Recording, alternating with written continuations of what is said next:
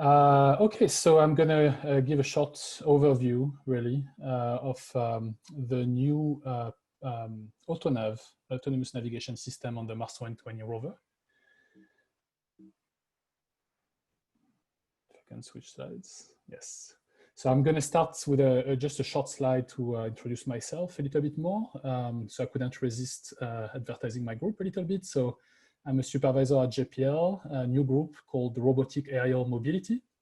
And so you may wonder, drones at JPL, what is it that my group works on? So there are several projects, but two of the biggest ones are the Subterranean Challenge, the new DARPA challenge. So we have a team with Caltech and MIT.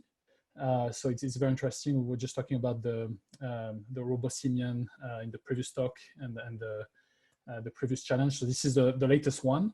And Laura was also talking about exploring underground voids with robots. So it all comes together, I think, in this challenge where we are trying to send autonomous robots, a team of heterogeneous hybrid robots. You can see one of them here in the video.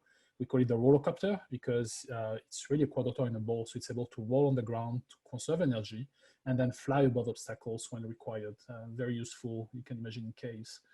And so a few words about the challenge. The challenge, really, the robots are supposed to go underground in both, there are three types of environment: mine, urban, underground, like metro type area, subway, and then caves. And they are supposed to map the environment and look for specific artifacts, and then locate them in an absolute sense, geolocate them very accurately. And so you need a lot of autonomy to be able to do that, but you can imagine science applications in the future to go and look for interesting science targets. And in fact, we have a P-star to start looking at that for NASA. So some of the cool robots, we have some ground rovers, we have flying ones, we have hybrids, and the one that we started using for the urban competition, which actually the team won this summer, is the Spot robot from Boston Dynamics. Very cool. It looks like a dog, can trot around. It's actually a fantastic robot to work with. And then the other big project in my group, of course, I'm sure you've heard of it, is the Mars helicopter, which is on its way to Mars right now. And knocking on wood, we'll accomplish the first powered flight on another planet in history. So we're all very excited about that. And my group is also working on its the future generation Mars helicopter, which might be larger, carry more payloads, do more interesting science. As this first prototype here is really a technology demonstrator to prove that we can fly on Mars. But hopefully there will be follow-on missions that will be even more fascinating. And I just wanted to say a few words about myself to introduce the talk. So I am the supervisor of the drone group, really, because I spent a decade in the UAV industry before coming to JPL. But at JPL, my main activity has been with the Mars program. I was a rover planner on MER, Mars Exploration rovers, specifically on Opportunity, and then on MSL, Curiosity rover. And now I'm the deputy lead of the rover planner team on Mars 2020, the Perseverance rover. And the cool thing is when you're a robotics technologist and you work ops, you get to also infuse technologies. So I developed an algorithm called traction control for the Curiosity rover, which enables it to really minimize the damage to the wheel. The skin of the wheel on the MSL rover are very thin. You may be aware that we've encountered quite a bit of damage over the years. And so there's a new algorithm that's smarter about how to adaptively control the speed of the wheels to better match the terrain topography and reduce the stress and the friction. But today I'm here to talk about a different algorithm that I developed for Mars rovers, which is the new AutoNav or path planner ready for the Perseverance rover. So why do we need a new AutoNav? So we already had an AutoNav called Gestalt, and Mark Memon, who I think is on the line, was the main developer for that.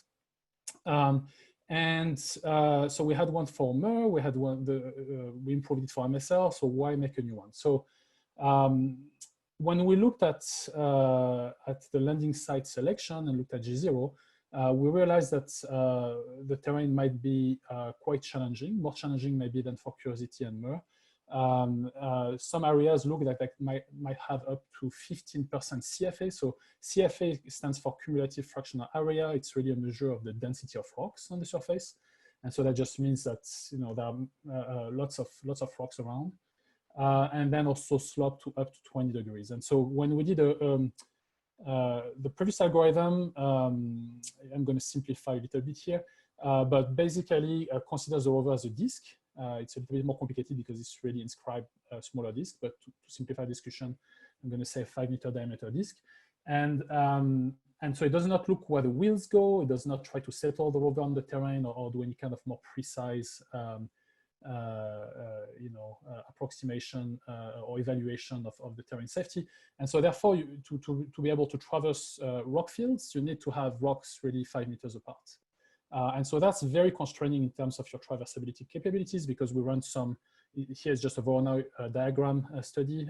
It's pretty simple, but we have CFA models for rock distributions. And then as we increase that CFA, we look at the Voronoi diagram and we look, okay, can we fit a 5-meter diameter disk in between rocks? And sometimes we simply can't. There is no such feasible path. So we decided to develop a new algorithm that would maybe look a little bit more advanced, that maybe looks at where the wheels might be and enable us to actually straddle rocks, if they are not too tall, of course. The other thing is that AutoNav is more of a focus now for Mars 2020. In previous missions, AutoNav actually on Curiosity is used very rarely, but for Mars 2020, it's really enabling us to meet the mission requirements. Because we have to drive, the prime mission really was a 6 kilometer to a region of interest where we'll be collecting samples, and then another 6 kilometer of driving. And so in order to do that within the time allocated for the mission, as you can see in this graphic here, most of the driving is really with AutoNav, 75% on average.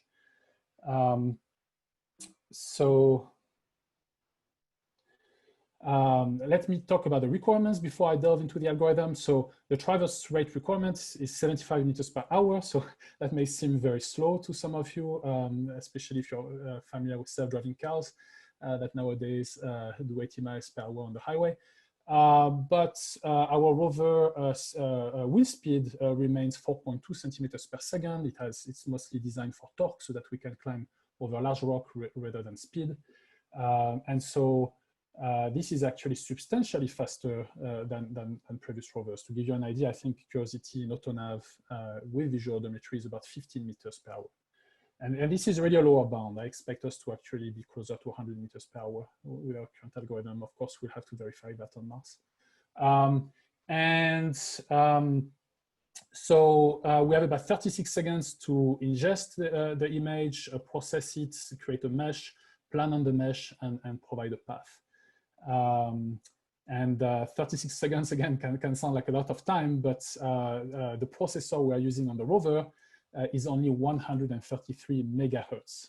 So to give you an idea, if you look at your cell phone, if you have an iPhone, you probably have 6 cores with 2.6 gigahertz processor. So it's a Rad 750 PowerPC, which was, I believe, designed in the 1990s that we're using because it's space rated, and so it's a very slow hardware, and that's really one of the big challenges. Developing a path planner for Mars rover is, you're not going to be using the very latest path planning technology because you simply can't afford it on such slow processors, and also given the memory available. So anyway, we have 2 metrics: success rate and path inefficiency. So we want to make sure we can get to the goal 90% of the time in benign terrain and 75% of the time in complex terrains, a goal that's about 100 meters away. And then path inefficiency, we also had some metrics. So we want to be 15% inefficient at the worst case on benign terrain and 35 in complex terrains. And this is just a table to give you an idea, okay, what is a benign terrain and complex terrain? So benign terrain will be something where your CFA, so that's again the rock density, is less than 7% and the slope is less than 15%. Everything else will be complex. And of course, if you are 20-degree slope, 15% CFA, that's the most challenging. But thankfully, we expect to see that on Mars very rarely. So let me now talk a bit more about the algorithm itself. So this is probably what you would expect. The path planner is composed of really two planners. There's a global planner that operates on 2D grid. So it's a graph-based planner that computes the cost from the end of each local path all the way to the goal in a rough way, of course. And that makes plenty of sense because the rover typically only has a mesh around itself. It doesn't know what's hundreds of meters away. And so that global planner looks at slope, roughness, keep in and keep out zone information if it has that available. And then there is a local planner which looks at feasible motion primitives in the vicinity of the rover. And it's a tree of motion primitives. And all of our Mars rovers are unfortunately unable to steer while they drive. And what that means is that they have to drive constant curvature arcs, which is what you can see here on this slide. So again, compared to a previous autonav, this autonav is actually able to have a deeper tree than before. So we have a turn in place or a set of turn in places, followed by 3-meter arcs, followed by, again, turn in places, followed by another set of 3-meter arcs that are being explored. So now, when you explore the local path, what you're really looking for, of course, you're looking for the shortest path to the goal, but you want a path that is safe. And so really this safety evaluation is a key piece of the new autonav because we developed a new algorithm called ACE for approximate clearance estimation. That enables us to look at whether it's safe to drive that path, and we look, at a finite, discrete number of locations along the path. Our rover, as you may know, is a rocker bogie suspension system, and so if you really wanted to do that very accurately, you'd have to settle the rover on the terrain very precisely, assuming you have very good mesh of the terrain. And then that's really an iterative nonlinear optimization problem. So you can imagine on a 133 megahertz processor that would be very difficult to do. So we came up with an approximate approach that basically says, okay, and plus what I didn't mention is that you don't really know where the rover is going to be as it drives the path because of course it's going to slip on the terrain. So what we do is we say, okay, we think we look at where wheels could be and we come up with those wheel boxes. And then we looked at the highest and lowest point within those wheel boxes and look at the worst case scenario for settling. And then from there, look at various metrics such as the belly pan clearance or the maximum height from which a wheel can drop. So let me show you a video, which is worth 1,000 words here. So this is the rover. You can see the wheels. We create wheel boxes. Then we say, okay, given our suspension system, we have a rocker bogie suspension system, we can, accept a roll within a certain threshold on the terrain. And then we have both pitch and rocker bogie suspension that's going to, potentially grow those boxes of as we set on the terrain. And then, and something that's not shown here in the video, we also grow the boxes for sleep, and I'll talk about that later. But once we have those wheel boxes, then we look, okay, within those boxes, what does the terrain look like? And we have this 2.5-degree height map, thanks to stereo vision on the rover. And then we looked at the lowest and highest point within those boxes. And then we can simply, we have an algorithm that is simply going to look at the various combinations. And thankfully, you can decouple the right and left side to minimize the number of combinations. And you can see here, we look at the height of the rocker joint, as well as its range of angle. And once you know that for both sides, you can actually compute what's the worst case pitch roll, tilt, as well as really clearance by looking at the worst possible the lowest possible point on the rover. Once you know that lowest point, you can compare with the terrain underneath the belly pan, and that gives you an idea of your, worst case clearance. So of course it's conservative, and if the terrain is perfectly flat, then it's actually exact. But the more undulations on the terrain, and the more conservativeness, because of course the wheel is not always able to be in the lowest point on the terrain or the highest point. But we are able to run that very quickly on the rover, which is really the main constraint. And so we looked at, that gives us a lot of information that's useful. They give us the worst case suspension attitude angles, which we do have limits on those when driving for safety. We can know, like I said, make sure we don't drive over unknown terrain, of course, belly pan clearance, and wheel drop height. And so we have thresholds on all of those that enable us to then decide what a safe path is. I'm going to continue. So now I want to talk a little bit about, okay, so how does this algorithm works exactly? So it's actually a receding horizon planning, right? So we come up with those local paths, 6 meters long, and then we only really drive the first 1 meter and then replan. And one new technology that really helps with the speed with the traverse rate is called thinking while driving. So we actually do all this while the rover is driving, as opposed to previous rovers that had to stop, image, process the imagery, plan, and then drive again. Here we are actually taking images, which we process online, and then provide as a mesh. So the images, and that's called process disparity, that creates a 2.5 degree height map from the stereo vision disparity. And that actually, we get that information from the that was started from the previous step, because it takes time to actually produce that. Then we update our cost map based on that height map information, and then we actually plan. And the thing that's interesting now is that you do all that while you're driving.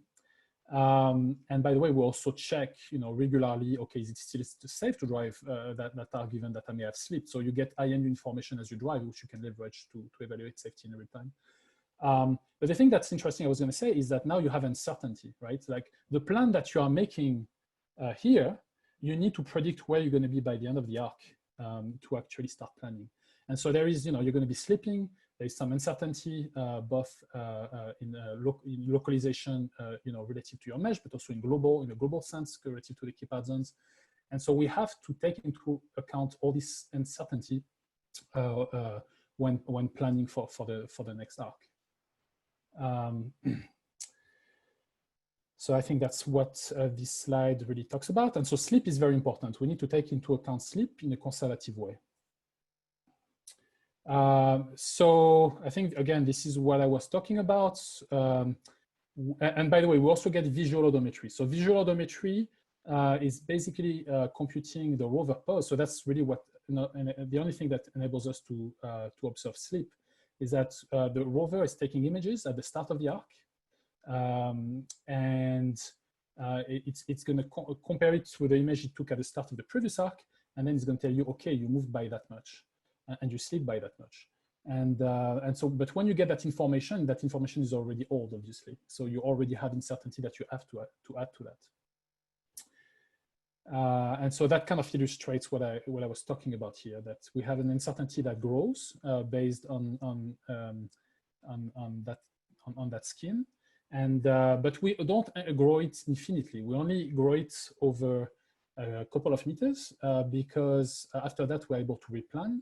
And therefore we can correct ourselves if we slip too much. So those ACE wheel boxes I was showing you earlier in that video didn't include that, but for Mars 2020 we also enlarged those wheel boxes to account for slip. And so there is kind of two types of slip, transactional and yaw slip. So I think I have an animation here. So even when you're on flat ground, you're going to slip a little bit. So we have this omnidirectional slip. We also have yaw slip, and could be because the wheel drives over a rock on the left side but not the right side, or left side drives over sand and not the right side. And then of course there is downslope slip. And so when you take count all the slips, you get this wheel box, which is now has 6 sides and not 4. And so those are the ones that we use for safety evaluations, as I described earlier. So I just want to, so this very high level overview, I think we'll be writing a long paper with all the details in the near future.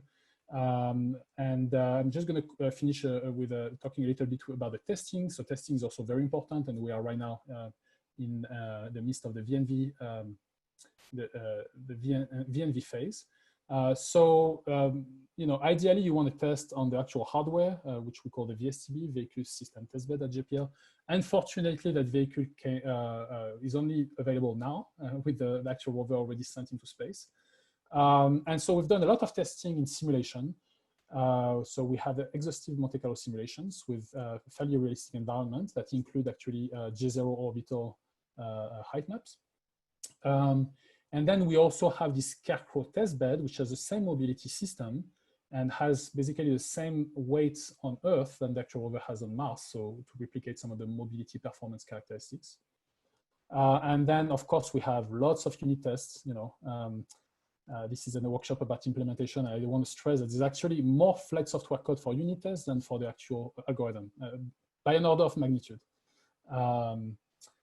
So, you know, really when you send a $1.2 billion rover, you know, national space asset to another planet, the focus is really not so much on, you know, using the state-of-the-art algorithm than using very, very robust flight software that will keep the rover safe and work reliably. So we have a big emphasis on simulation testing, unit tests, hardware-in-the-loop testing, and of course, we also go in the Mars yard and sometimes outside of JPL to do some periodic but less frequent field testing. So talking about I just a couple more slides. Hopefully, I'm not too much over time. But we are able to vary parameters such as the slope magnitudes, the slope headings, and the CFA, so the rock distributions. And then we run thousands of Monte Carlo simulations and process them and create those reports that inform us about, you know, like for example, if I'm at 12% CFA, 0-degree slope, okay, I have a few failures.